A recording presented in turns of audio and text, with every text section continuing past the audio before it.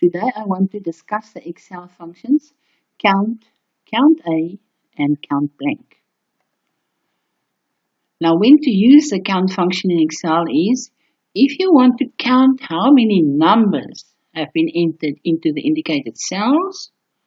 Secondly, when to use the count A function in Excel is if you want to count how many cells contain text values, or if you have a combination of numbers and text values in a column, it will count all cells that is not empty. Thirdly, when to use the count blank function in Excel is when you want to count how many cells is empty. Now the example that we're going to do today is based on employee, gender, age, and salary.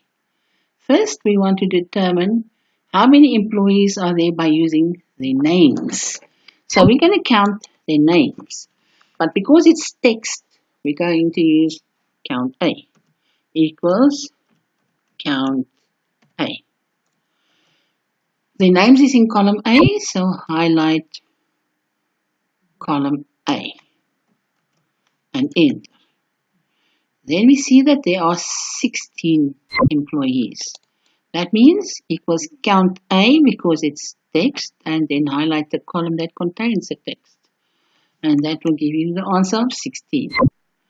Determine how many employees are there by using their ages. Now we're going to use ages, and ages is a number, and then we have to use the count function. So that will give me equals count bracket. Highlight the numbers and close the bracket and enter. That also gives you number 16 employees. That is correct. Equals count because it's a number, and then highlight the column that contains the ages.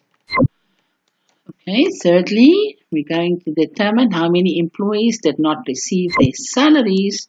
That means the cells that are empty indicates the employees that did not receive their salaries. So we're going to use count blank.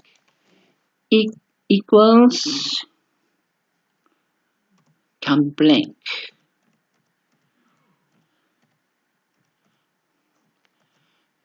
And we're going to highlight column D because that is where the salaries are. Close the bracket.